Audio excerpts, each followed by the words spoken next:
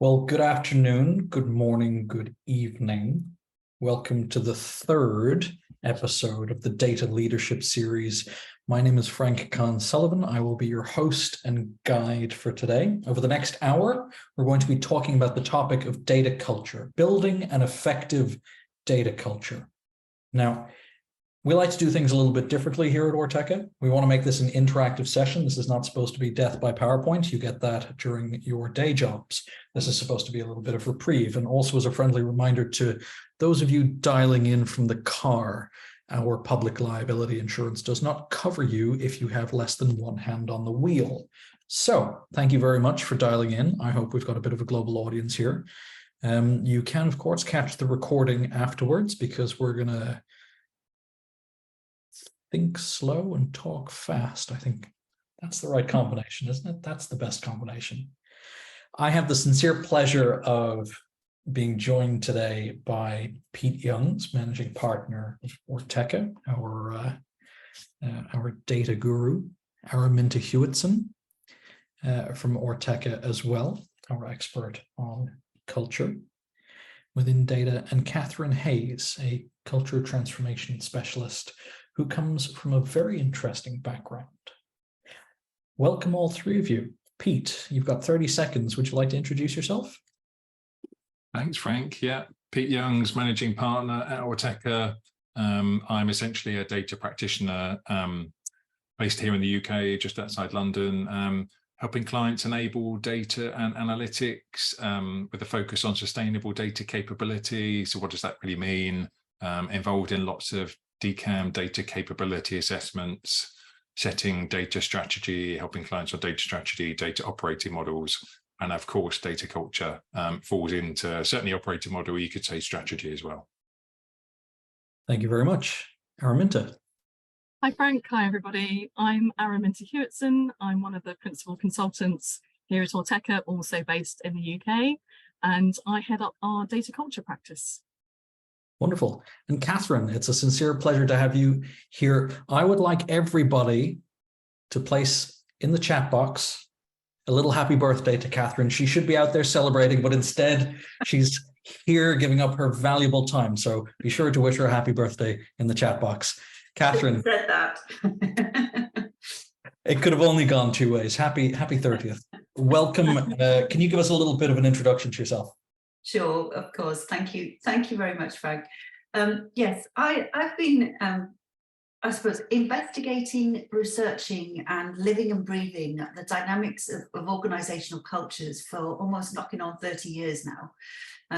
I've built a transition practice that supports organisations to gain insight into the multiple levels of complexity that inform the functioning of their organisations and predominantly the dynamics that inform cultures. So yes, I've been living and breathing it, shall we say, for quite some time.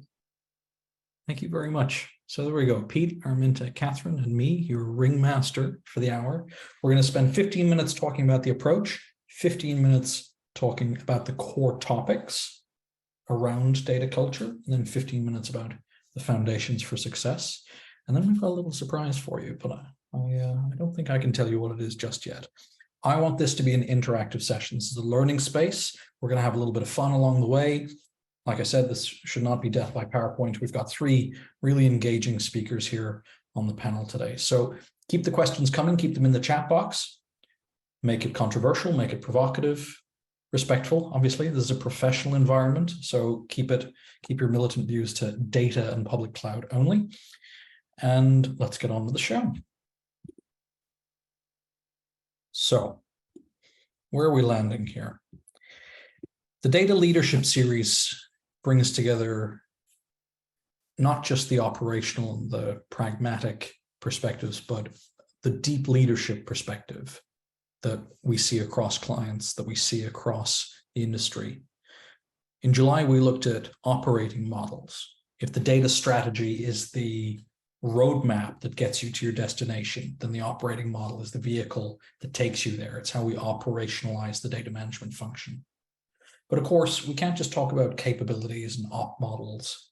We've got to talk about people. We've got to talk about behaviors and thinking and mindsets. We call this data culture.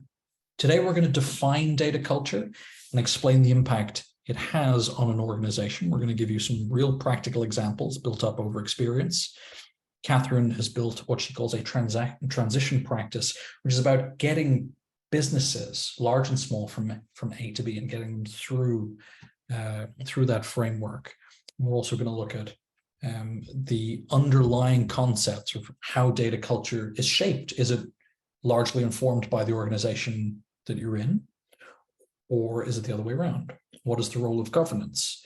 What are the principles of data-driven decision-making? And what does good look like, right? What does bad look like? What does good look like? And finally, we're going to share tips based on our practical experience on how to define, measure culture, and really understand, before embarking on any change management or any transformative program, which data usually touches upon, how we can overcome resistance to change. It's not them versus us, business versus technical. If we all want to move in the right direction together, if we all want to row in the same direction so that the boat safely arrives, we need to look at our culture. So, part one, the approach.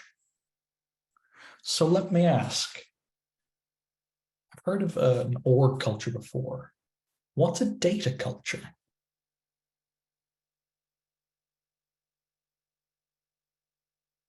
I'm going to throw that one to Araminta.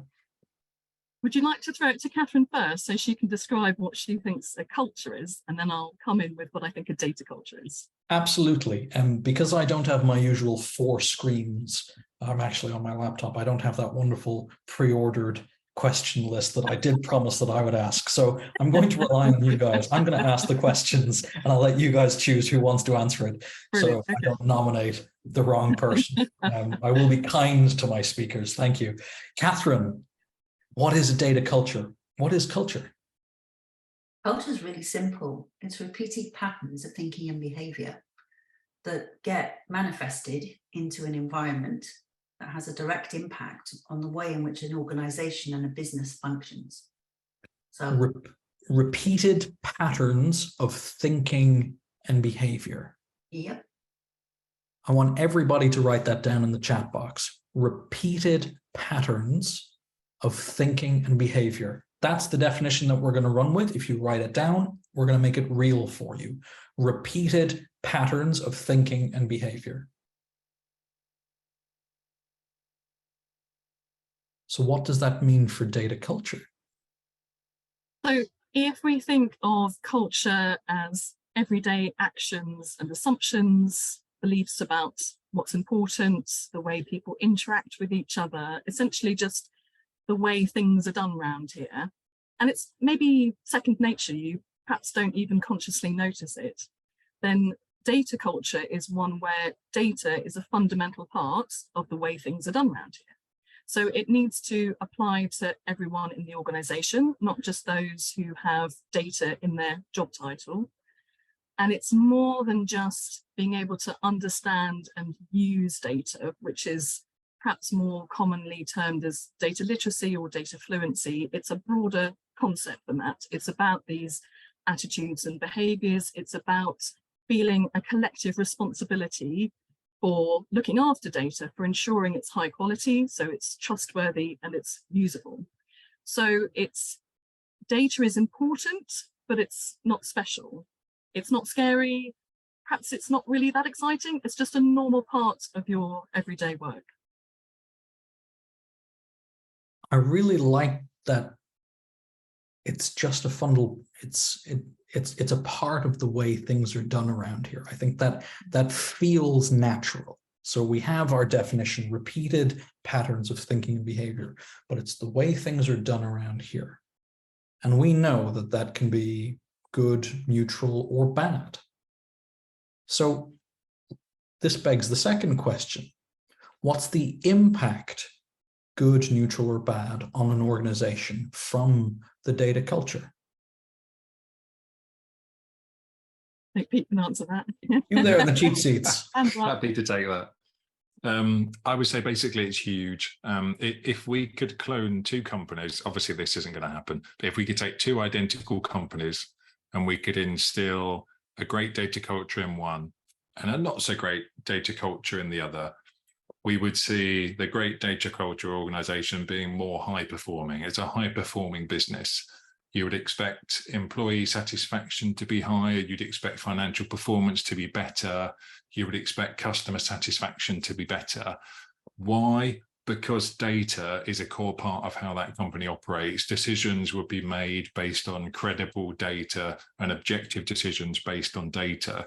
So it's moving away from that gut feel. I think this is what we should do. This is just how we do it around here.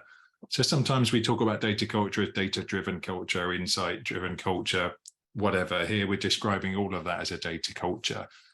So I think the impact of the great organization is that it's data-driven, it's data-led. So if we think about, we sometimes talk about data-native organizations, Amazon, Google, of course, there are many others. Typically, not always, they're relatively younger organizations, say, to compare to some of our big banks that have been around for a long time. So a data native organization is where it's embedded in everything they do. As Araminta described, it's just part of how we do stuff around here. Data is involved in everything we do. And if you look at a non-data native organization, where typically they're trying to become more data native, more a better data culture, they're always trying to build on top, and they're trying to change the organization to improve the culture, improve data management, improve analytics. And it's really hard. And I'm sure we're going to step through some of that today. There's one other point I wanted to discuss. It's not really impact on an organization. It's an example of how it was not done very well in financial services. So there was a regulation, BCBS 239. I think we'll share the link on this, risk data aggregation after the financial crisis and the credit crunch. And the intent of that regulation was to change the risk reporting culture, to make sure that your chief risk officer can use data, know where it comes from, know what the quality of it, and make objective decisions based on that. Unfortunately, that regulation didn't really get implemented in that way. It wasn't a cultural shift around risk data. It was a tech project, and it was changing some processes here and there. Dare I say, it was some patches on top of somewhat shoddy risk reporting practices. I think I need to disclaim something here. I'm not saying the regulation isn't compliant with. I just think that that regulation, BCBS 239, could have been done so much better if a cultural aspect could have been woven into those change projects to shift the culture of the organization and respect data better.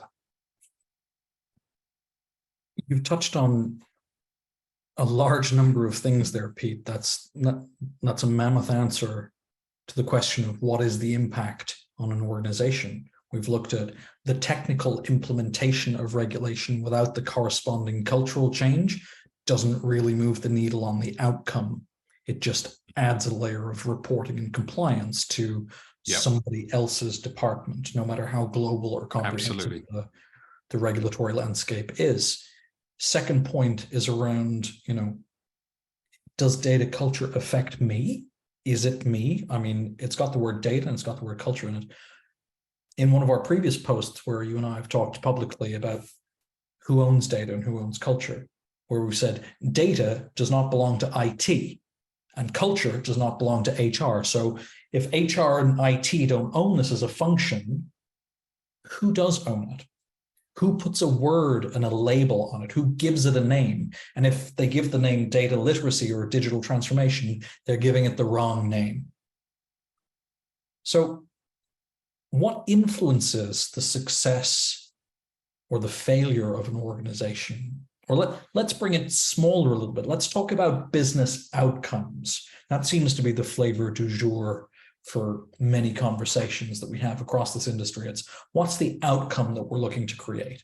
So our third question is, how does data culture influence successful or failed outcomes? I think Catherine has a good answer for that. I know she does. It all depends on the nature of the relationship that you have in terms of the core capabilities in relation to your environment and your business strategy. So If your core capabilities are in or out of alignment with your business strategy, then you will tend to get success if you're fully leveraging the capabilities that you have that you need. But if you're reliant, and a lovely point was made earlier about the fact that a lot of these factors don't get seen. A lot of these factors that inform the functioning of organizations and the dynamics that contribute to is data leveraged, is data utilized, they often go unseen. And the key factor with that is knowing and understanding and having depth of insight into how is your system functioning and what are the core capabilities that are in alignment with that, or maybe out of alignment with that. So it's having both, it's having depth of insight, basically. Thank you for that answer. I think we should certainly touch upon the 4-factor model, which is something that you've pioneered in the industry. And I think it's going to be very helpful when we go into the core topics in part 2. I want to conclude part 1 in the approach by looking at something that we often overlook. It's what we do with data, or what we can do with data, versus how we manage data.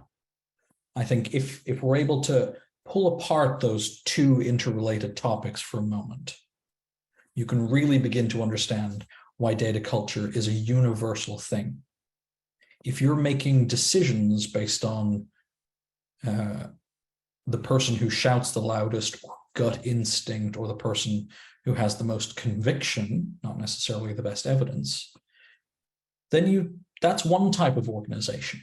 It tends to be a fearful organization. It tends to be a personality contest or a popularity contest.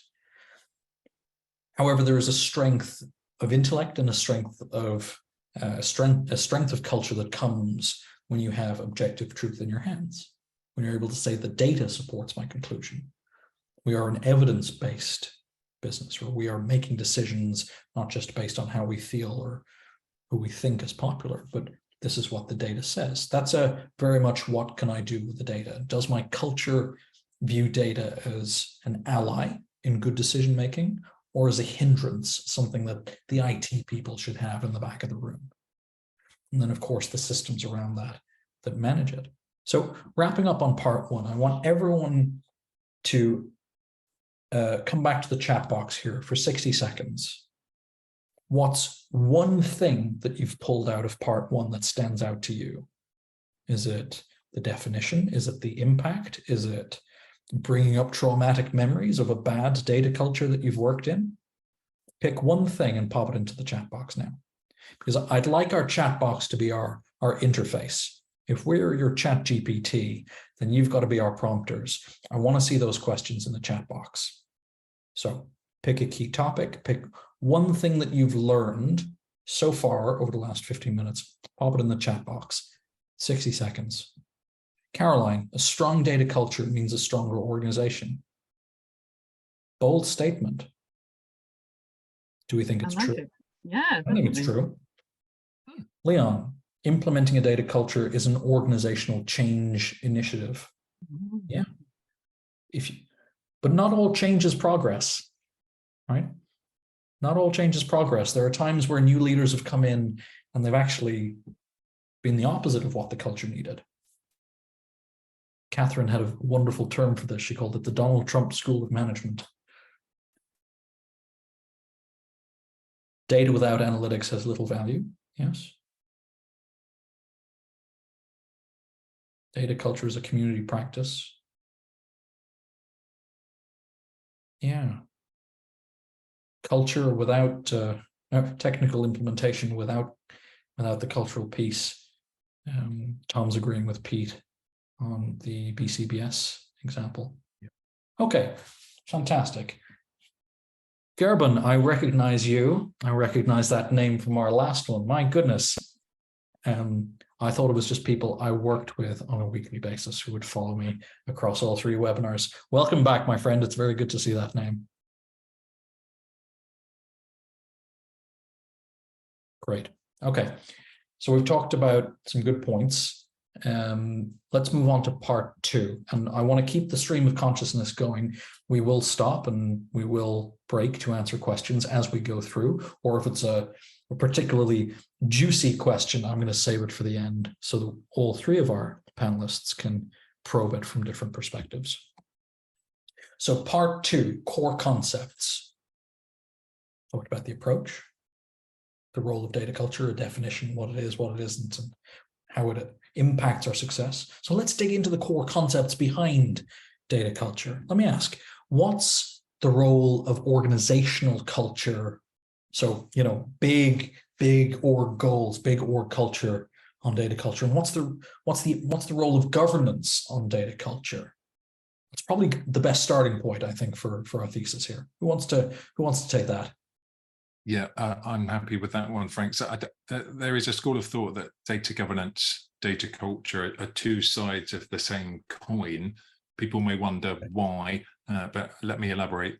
So if you understand the importance of data and how the data fits into the role, the bigger picture of the organization, our objective is to get people to want to do the right thing, and you get more natural data governance thereof. So a better data culture is clearly going to give you a better governed organization in terms of data governance. People will be motivated to keep their data high quality. They'll feel empowered to flag issues rather than think, I don't want to raise it because I'm going to get told off that it's wrong, so that they could be fixed.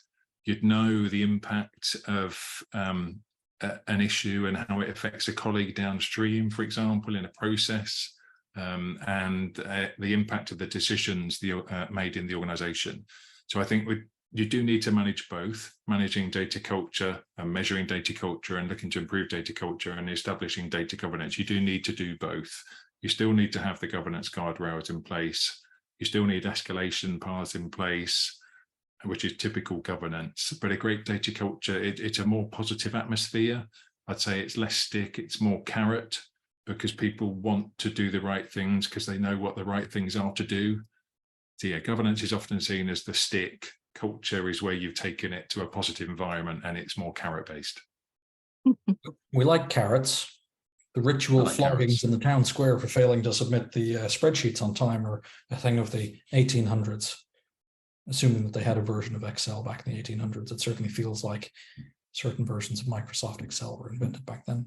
Can I ask a question 1.5 in between questions 1 and 2? It's a rhetorical question because I'm going to ask it anyway. What is the relationship between data culture and the perception of value within the organization? I'll give you 10 seconds to think about that, but the perspective I'm interested in is Araminta's. I'm not sure I understand the question, Frank. What value? If you perceive that data to be a valuable thing in your organization, right? So Tanya's raised a really interesting question here saying, you know, data is a major asset. Well, what if I say it's not a major asset? It's a pain in the ass. I don't want to deal with data. It's just more spreadsheets. It's just more rules, more IT stuff for me to deal with, right? What if I don't perceive data as a valuable thing? Do you think that that's going to reinforce a negative stereotype and that's going to ripple across the culture? What if I don't want data-driven decision-making, right? I quite like my little fiefdom. I don't want someone with evidence and data and transparency. I don't want that in my department. I like my little fiefdom. So if you perceive data to be valuable, it's good for the culture, right? What if you don't perceive data as valuable? What's the role of data culture then? Well, I think a lot of what you're describing sounds like an unhealthy organizational culture. If people like their little silos and they like their information staying with me, I don't really want to share it with my colleagues. That's something that's maybe wider than just the data culture. That's an indication of how people are working together in your organization generally, which I'm sure Catherine will have an opinion on. I do think when it comes to data initiatives, if you think about people, process and technology, it's the people part that's sort of left till last. It's almost seen as, you know, the cherry on top of the cake rather than being baked into the cake itself. So you need to put data culture in your data strategy. You need to put data culture in your data operating model. So if you bring in a new tool or you change processes, you're taking your people on that journey with you, because otherwise they won't be using the tool and they won't be following the processes. They'll be snapping back to their old ways of working. Catherine has this lovely analogy of an invisible elastic band snapping people back to their old ways of working. So I think we have to make sure data culture is not seen as an optional extra. So data as an asset, data as a liability. That is definitely a webinar topic for next year. So I guess question 1.5, the relationship between the perceived value of data and the data culture. Another way of asking that is, what does bad look like? So it kind of bridges us nicely into question 2. What does good look like? What does good data culture look like? Something healthy? Something valuable? Something impactful? Who wants to take that one? What does good look like? I'll take that one, Frank. I'll paint you a picture, shall I, of what good looks like. Data culture nirvana. Okay. So let's imagine it's Monday morning. You're settling down to your desk for another busy working week. You've got a big mug of something, yes, caffeinated, in your hand, and you wake up your computer, you open up your messaging system, your Outlook, your Teams, check to see what messages you've had since you last looked. Remind yourself which diary entries you have, what meetings you have in your calendar today, and you see a message from your local data steward who is messaging you about a data issue that you raised last week. Great news, it's been resolved. So you think, fantastic. You open up your data catalog, which is where you can see your data quality information, and you browse through to the data elements that you noticed the problem with, and yep, looks good. Data quality is back to its usual high standard. So now you open up your reporting tool, your Tableau, your Power BI, and you take a look at the sales dashboard from last week. And you notice that you sold an unusually high number of widgets to, I don't know, Wolverhampton last Wednesday. And you think, well, that's a nice problem to have, but I wonder why that is. So you do a bit of filtering, a bit of analysis, try to drill down. Is it just Wolverhampton? Is it just last Wednesday? And then you drop a note to your colleague in the distribution department, because if this continues, we're going to have to bring forward that shipment of widgets to Wolverhampton, because otherwise our customers will be presented with empty shelves next time they try to buy one. So this is a slightly facetious example, but here's the moral of the story. It's a normal part of your working day. It's not the data team's responsibility. You're not waiting for the IT department to email you a spreadsheet. You can access the tools as easily as you can your emails system.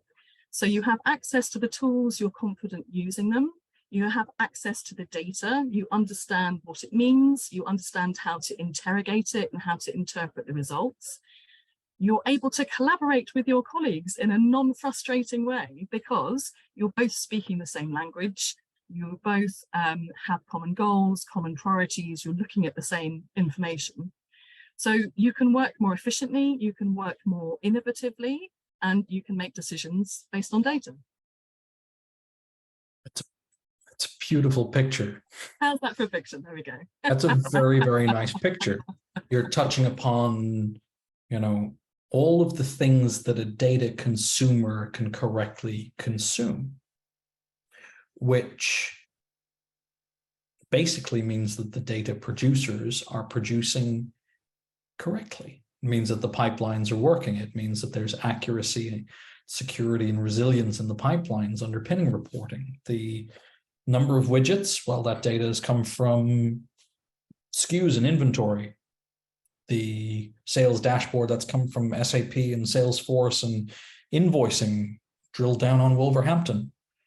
The flashing alerts means that somebody has actually had a respectful conversation with the data team saying, I would like to be alerted when the following rules and logic have been met.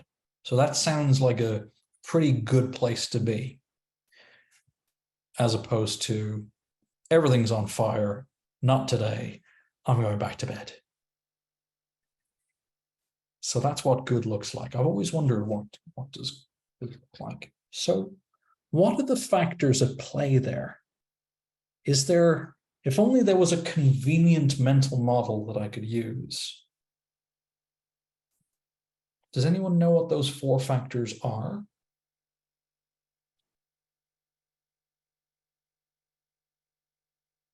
Go for it, Catherine. They're basically production, expert, relationship, and project. And they inform the dynamics in the what and the how of what people do. They have very different implications on the nature of the functioning of the organization and the business in the context of how different factors play out. I really liked Rachel's comments in the chat where she said, how as leaders do we work together, cheerlead and ensure that the psychological safety is there for each other and for those we're bringing into the culture. And of course, the key factor around that is knowing what those dynamics, how do those 4 factors come together in relation to the impact that it has on the organization. And my experience is that high-performing organizations fully utilize all 4 of those. They know what they need. They know where it plays a part in the organization and the business. They respect it and they honor it. The challenge is when you don't know what you don't know about how those factors influence the dynamics and the functioning of the organization, that's when it starts to get interesting in relationship to how can you interrupt dysfunctional patterns of behavior when you don't know what's informing them. Equally, how can you leverage key factors, key success factors, and take them to the next level and utilize them to be even more effective utilizing data? You know, one of the fantastic things about data is once we know, it's incredibly difficult to swim in the river of Egypt and say we don't know. So the reality is that, you know, when we've got data and we understand those core factors, we know. When we know and when we've got insight, then we can leverage it. So can we get some examples of cultures that meet these primary factors? So how would you characterize, for example, an expert-led culture versus a relationship-based culture? So expert-led cultures typically are, when people talk about things like silo mentality, typically expert-led cultures, you've got people that are leading the organization that have basically have been promoted based on their technical, the depth and their technical knowledge and expertise. So what I would say is people with brains the size of the planets are experts. Now, if people are in senior leadership roles and they are there based on their technical knowledge of what they've been promoted on, the danger with that is that they can have quite challenging impacts on things like power dynamics. Everybody looks up to the senior leader. Now that in itself creates an interesting power dynamic in relationship to then how they utilize their power to run the system. So quite often with expert-based cultures, you will get very, very much directive styles of leadership. You can have when we talk about silo mentality of, you know, finance, operations, technology, you can also have things where senior leaders only talk to senior leaders. They don't engage the workforce. So then you get these cultures of fear. Oh God, you know, dare I say anything? Dare I say anything to somebody in a senior position if I'm lower down the hierarchy? So and that person's at the top. They obviously know everything. Therefore, then, you know, how do I engage them? What do I do with them? So what happens with fear-based cultures over a period of time, which predominantly derive from expert-based cultures, is you then get to see or don't get to see a lot of the dynamics that are going on in the system. So when I did a lot of research into the financial world, where we're starting to look at these factors of LIBOR, but all LIBOR was derived from an expert-based culture. Sorry, Catherine, LIBOR was the rate at which different banks lent to each other. And it was, for those of you in the UK, you'll probably know this, but for others, it was a big scandal a couple of years ago where certain people were accused of fixing the rate for their own personal gain. Yes, yeah, absolutely. Acronyms there. Yes, because what happens with expert-based cultures is they tend to facilitate individual-based decision-making, accountability. If I'm an expert in technology, I'm not going to get involved in anything that's connected to HR because I'm not a HR specialist. So if I'm leading something, but I've been promoted into a senior position based on being a technology specialist, I don't go into that people space. I don't go anywhere near that. Because therefore then I might do something or say something that might be out of alignment with that. So when we look at LIBOR, a lot of people were accused of rogue traders. It wasn't, it was experts who had depth and technical knowledge and understanding their own processes, their own ways of doing things. They didn't have collective accountability and responsibility because they didn't know what they didn't know about other factors that they should have known, that had you had an integrated data culture, you would have known. You would have had integrated policies and procedures. Whereas we flip that into, going back to your point, Frank, about a relationship-based culture, everything is connected to everything else in a relationship-based culture. So you have collective accountability versus in expert-based cultures, you have individual accountability. So it sounds like a lovely place to work where nothing gets done. Well, it's a lovely place to work. Lots of things get done. Are they done in a consistent process? They can be a bit all over the place. And this is where the secondary factors of these core capabilities come in. So, you know, a great example was many years ago, I worked for Morgan Stanley, was an investment bank, which was an expert relationship-based culture. Lots of really great people, great energy, lots of ideas, lots of anybody had an idea, yeah, come on, let's go and do it. They merged with a credit card company, which is very structured and very, very production orientated. So it was production in terms of the environment. That was, you couldn't step out of the line. You don't want a credit card company to be jumping all over the place and coming up with lots of views and different ideas and lots of, oh, let's do that, and oh, let's do this. And no, you don't want that. Of course, when they merged, they were the difference between basically black and white. So the two CEOs fell out, and the production capability took over. And within 13 weeks, they broke a 40,000 person organization. All the Morgan Stanley senior team left. So there's an element here of when you fully integrate these factors, you understand them, you know what you need. For example, sales teams, you want relationship orientation and data around sales and making connections and building depth in relationship with clients, as opposed to when you have production in the sales team, that's a transactional relationship. You know, I've got one of these, do you want it or not? Okay, fine. So when you know the capabilities that you have and you know when you need them in a business, and again, high performing organizations fully utilize all four, they know what they need, where they need it, and they build it, and they integrate it, and they respect it. Quite often, what you'll see is when you've got a primary focus of a core capability in a business, if it's not, and the ones that do fall out are predominantly relationship and production, they don't respect what they both bring to the table and understand it, which is what high-performing organizations do. They can't leverage it because it's a both and rather than an either or. I think what we got. It's extremely insightful here that you've got this framework for describing the core capabilities and how they relate to data culture. But even deeper, that you've mentioned primary and secondary modalities, where primarily as an organization, we could be relationship driven, but our secondary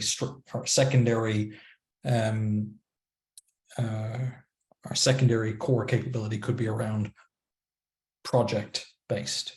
So your primary capability is relationships, your secondary one is projects. Okay, that might be the way Morgan Stanley could be described. It's a relationship-driven wealth management bank, but it does project, as opposed to, well, the last thing I want is an innovative credit card company playing fast and loose with the rules.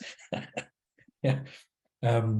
So, you know, primary as Mark has rightly reiterated, and Catherine, how many years have you been researching and developing this topic? You're one of the most educated people on this call. Lest anyone doubt that this is real, it's real. Oh yeah, it started in the 90s when the whole outsourcing thing was taking off. And we were looking at, why is it you have people with brains the size of the planets, yet you go and put them into a different context. So you go and put them in India and they set up an Indian office as an example, and people are failing. And we started to see quite a big track record of people with a lot of capabilities that when we were putting them into a different environment, they weren't working. And then we started to map and look at those dynamics and look at those factors.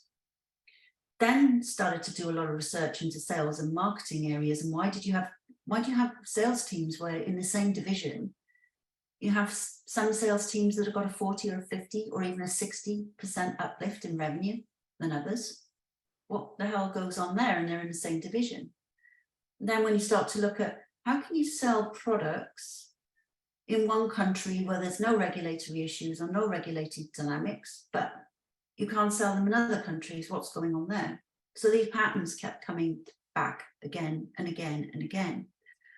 And then it was what started to become fascinating, and the more I researched into it, the more I looked at it, was it didn't matter, because I spent my whole career in finance, the financial industry, up until 2007. But when I started to work in organizations like healthcare industries, I started to see exactly the same dynamics happening in healthcare as I was seeing happening in investment banking. I think because of these core capabilities. And so you have people to wrap up here, we've got primary capabilities is what people do, and the secondary modality is how the work is conducted. And I think that it's groundbreaking research, and it's absolutely valid for data culture. Catherine, thank you. Moving on to part 3 now. Right, we're going to talk about the foundations for success. What are the practical aspects of taking this thinking, these definitions, these examples, and using them for your own benefit? Right, we have talked about the 4 factors, what people do and how they conduct it as a primary and secondary modality. I want to first turn for 60 seconds, right? How do you get specialists to work in a policy structure that limits their expertise? I just want 60 seconds from each of you, because that's such an important question. It's one that I would put under here, right? You've got specialists, expert-led people, expert-led culture people, and that's what they fit into them, but the policy has really limited them in the expression of their expertise. Araminta, 60 seconds. I'm going to deflect this one to Catherine first, I think. Okay. Catherine, you draw awareness to the nature of the relationship as how it can leverage their expertise. So the more they share, the more that it's connected to the organizational purpose, or it's connected to the business agenda. When they can see where the connection is between where their expertise connects to the business agenda and the impact of the organization, then they'll buy into it. So getting people to buy in by shortening the distance between purpose and outcome. Yeah. Pete, 60 seconds for interpretation on Gerben's question. Yeah, I think it's difficult, this, isn't it? Because as soon as you introduce policy, are you curtailing creativity? So if you've got specialists and experts, you do want them to flourish. Mm-hmm. So I think the policy is there. We mentioned the governance guardrails earlier. So they're there for a reason. They're there for control and safety and compliance and so on, and people doing the right thing. But you need mechanisms by which people can propose new ideas. So your governance committee isn't just about compliance and have we done the right thing and so on. It should allow people, like we worked with a client and we actually had I can't remember what it was called, innovation station at the end of the governance committee, where we asked people to propose their ideas. Now, how can you bubble up those ideas and get them to come through that can then change your policy, shift your culture? So I think it's about giving, for me, mechanisms, avenues where people can raise their ideas and they don't just feel constantly curtailed by policy and compliance and control. Yeah, I had a nice way of describing that in the past. We called it policies in motion, right? If policies cannot flex up or expand Absolutely. as the organization evolves, then it's like putting a collar, on a puppy and expecting the puppy to survive as it gets bigger. I mean, it's a horrible analogy, but it's very true. You end up choking the organization. Like a 70-mile-an-hour speed limit in the UK. Obviously, it makes complete sense. 30 years ago. But it's an interesting point that you make there, guys, about policy, because quite often policies are implemented or governance is implemented, but people rarely is it shared why that policy is put in place, or what service does that governance factor serve. My experience is when you can spend a little bit more time helping people to understand the why and why that policy exists and what it's been put there for, and how it's a key enabler to the business, you don't get that resistance to change in quite the same way.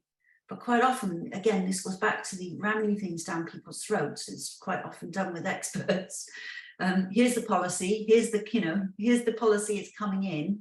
You will apply to it, as opposed to, well, putting this policy in place. This is its implications on the business and the organization, and this is why it's here, and this is how we can leverage it. It doesn't take a lot to communicate that, to put that on the table.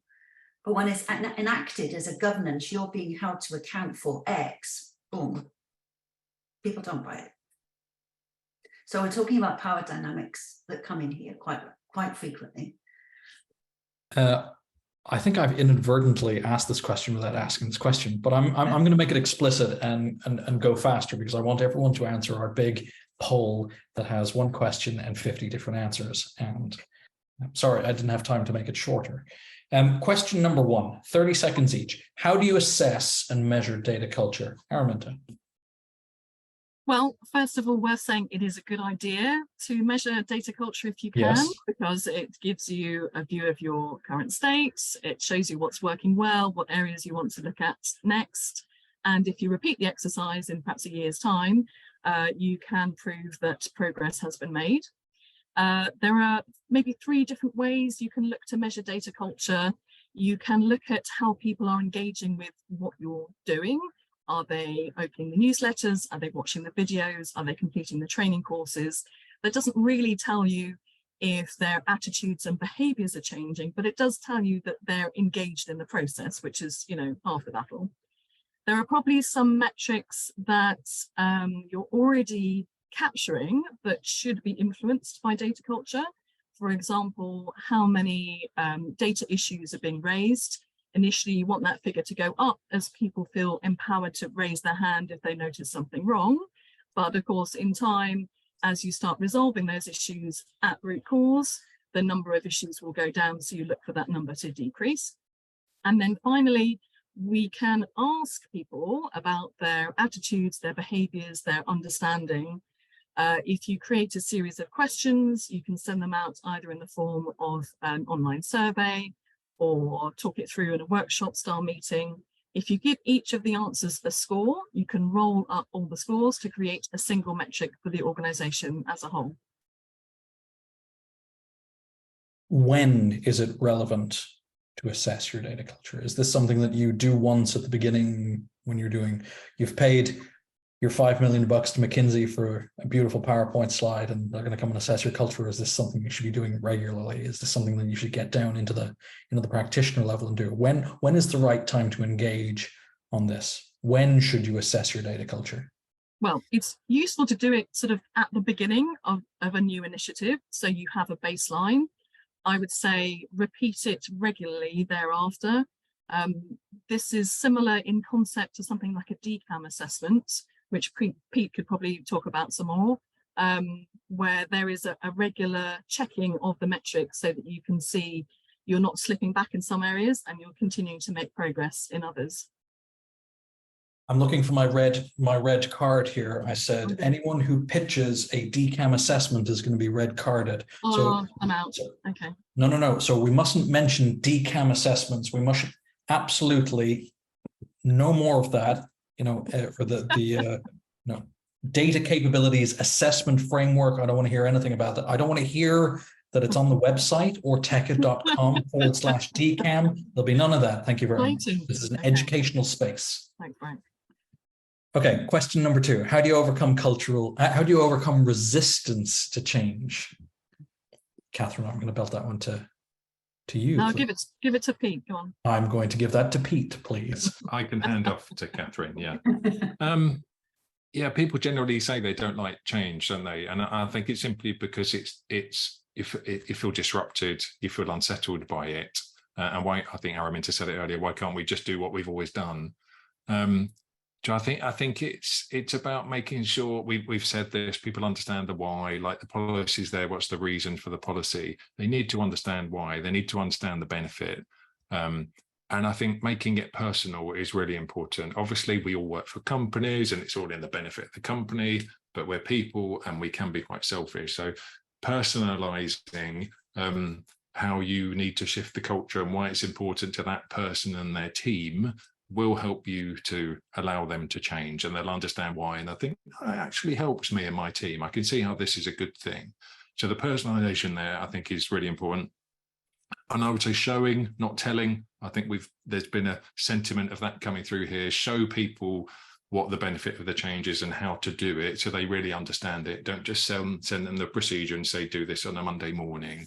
So I tend to call that enablement. We often talk about data enablement teams who really embed within the business and so on to help them to change and help them to understand what it is and educate them and really hold their hands.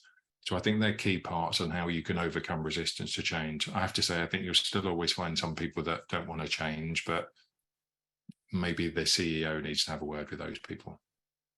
Such a good point. Teach a man to fish, he eats for a day. No, give a man a fish, he eats for a day. Teach a man to fish, and you've just created the market for your very own fishing rod shop. We do. I hope we get a data culture assessment product out there. This is just too good not to. Finally, how do you gain the support of your peers and your colleagues to improve the culture, right? It's not just about, we're going to keep on doing the same thing that we always diddly did, or new leaders being parachuted in and we're all going to, change the beat of the drum. How do you gain the support of your peers to improve the culture, right? You acknowledge that something must improve. You think improving is a good thing. You've benchmarked it. Now I want to bring others on the journey. How do I do that? Catherine, I'm looking for approval from Araminta here because she terrifies me. Araminta, who can I ask, please? You can ask us of Catherine, I believe. I think at the end of the day, it is about being open and honest and straightforward in relation to what is the purpose. My experience, we've just been talking about resistance, but my experience of, I can honestly say, hand on heart, I've only ever met probably 1 or 2 people that have actively gone out to say, I'm not playing nicely in the sandpit, or I don't want to engage with that.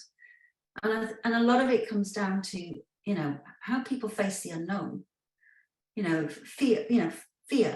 fear of what was new and different, and I don't know what impact that's going to have. Attachment to what is known, as the feeling of lack of control. I cannot control this, and therefore, oh God, what's going to happen? How am I going to deal with that? And entitlement, and a sense of entitlement that if I don't know, particularly if I'm an expert, I should know. But when people are engaged, and we talked about this earlier, but when people are engaged with the core purpose of what is being done, why it's being done, and that time is invested to have dialogue with people and engage with people about the why and the what, and what's the utilization of this, and how does it help the organization and the business and the performance, and ultimately the workforce. When that time is invested to share the purpose and the practice and the thinking that goes behind these new policies and procedures, and things coming in for a reason, my experience is people don't resist. People buy in. They want to buy in. And another great way of doing it is to ask for volunteers. I loved what Rachel has put in here in terms of co-designing policies. When you co-create policies with the workforce, as opposed to you create a policy and then you ram it down the throats of the workforce, very different concept. When you co-create it together when you ask for volunteers who'd like to be part of that team, that we're going to co-create some data policies and some data practices so that we can all benefit. When people know that that policy is being co-created by others, they don't resist it, they engage with it. 100%.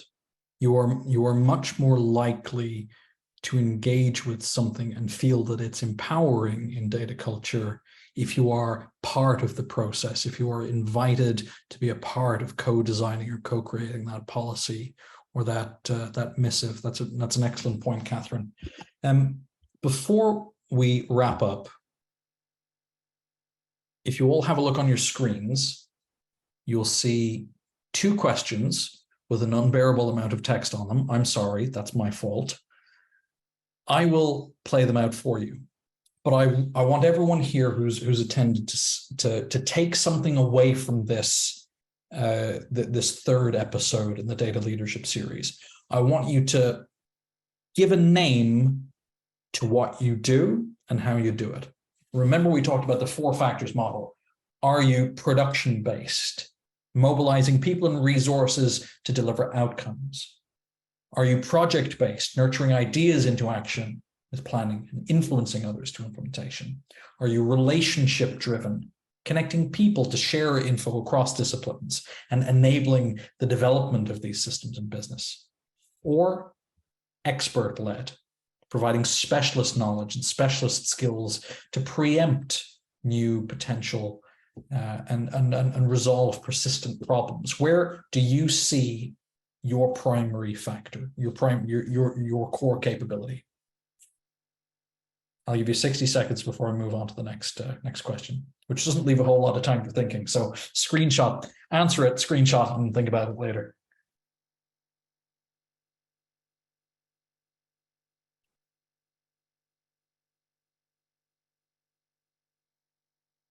A lot of relationship-driven ones here. A few expert-leds. Yeah, I'm kind of surprised by the distribution of this. The panelists can see the distribution of the answers as they come in live, but I will share the results from the poll so you can all see what we see. As an expert-led culture, I like hoarding knowledge and being an absolute control freak as the Zoom administrator here, which I shall then provide data as a service or a data product to all of you later. You can give me $1 and I'll give you the poll results. All right, then the second question most of you have answered here as well. Which challenges do you notice in your organization? I'm sorry I put so many answers in here. Is it the data is not available? You can't get funding for the data projects. Nobody knows who the data steward is. Data just isn't my bag. We don't really make data-driven decisions. It's all gut instinct. Let's have a think about this, because once you give it a name, we are relationship-driven. We are expert-led, we are production project-led. And then once you start to look at these multiple choices, the factors that are, that are challenging, the challenges that you're noticing in your organization about data culture, these 2 things are the first steps in fixing or improving the data culture incrementally. So, Rachel, thanks very much for joining us. We've got 2 minutes to go. I'd like to ask the panel to stay on for an additional 5 minutes, if that's okay. If anyone has any burning questions, put them in the chat box now. We'll take an additional 5 minutes to answer them. I know some people have a hard stop at 4 o'clock. Put your questions in the chat box as well. What we're going to do, we're going to go through the chat file. And if we don't answer anyone's question, we'll follow up on email. The right panelist will talk to you afterwards. Brilliant. So there we go, 26% production, 35% project-led, 23% relationship-led, and 16% expert-led. Interesting. And then I think I expected there to be a higher percent of expert. Yeah. I don't know why, but just data, I think of sort of the expertise around data, but I know it's the organizational perspective, but yeah, interesting. Maybe upon greater reflection, I think maybe it's a time. Maybe I'm pressuring people a little bit. But Catherine, does this match what you typically see, or are you surprised by this too? It wouldn't surprise me at all. As we said before, there's a very direct correlation with a lot of people when they think of data as being IT and technology orientated. And of course, in technology, predominantly, yes, project is the primary capability. Yeah, okay. Which would not surprise me at all. And also as well, if you look at the nature and the context of data, you're always, data is utilization for achieving something, for achieving an outcome. Data is about insight. And normally insight gets utilized to bring about change. And of course, change is predominantly derived. You look at a PMO function, change is derived from project mindset.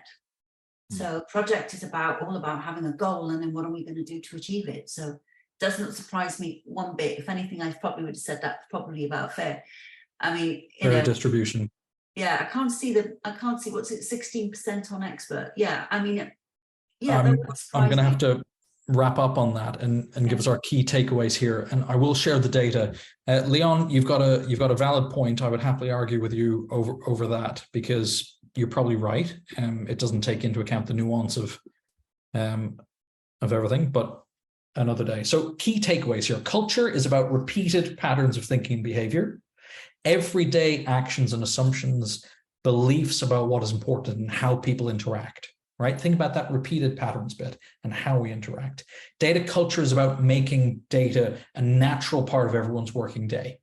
It's not role-based procedures and technical this and that. It should become a way of working. It's about fostering a collective responsibility for data. And it's fundamental to the success of any data initiative. If you've got a great initiative in a bad culture, well, it's going to be like Sisyphus pushing the boulder up the hill for eternity, right? Data culture should be a part of your data strategy and your data op model. As Catherine has rightly pointed out, knowing the root causes of enabling and disabling factors contributes to sustainable and successful strategic implementation. If you've got an ops model that takes into account and is kind of flavored more towards you being a relationship-driven organization, well, that's much better than trying to fit the wrong size shoe onto a foot that's too small. There are a lot of practical things you can do to improve your data culture, but you need to involve the whole organization. Empowerment starts with engagement of the workforce. As data leaders, we can't be complacent. We can't outsource it. We got to put the hard yards in, get the right people on the bus. Let them co-create, let them be a part of designing the policies, because they're the ones that have to live up to it at the end of the day. And finally, having depth of insight into the factors and dynamics that inform your organization's culture is a key resource. The relationship between how we use data, how we manage data, and how that feeds into the org culture, and what we take from the org culture, so important. You can't do either in a vacuum. I'd like to thank you all very, very much for your time today. If you've got questions, pop them in the chat box. We will get back to you over email, or we'll start a debate privately with you. If it makes me look bad, I'm not gonna argue in public with people that make me look bad.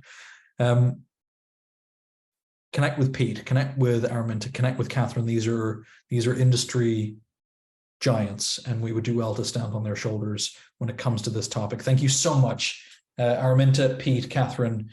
You've been really, really wonderful speakers, and I'm sure I speak for our audience as well when I say thank you. The next event will be on the 19th of October in September. Why not September, Frank?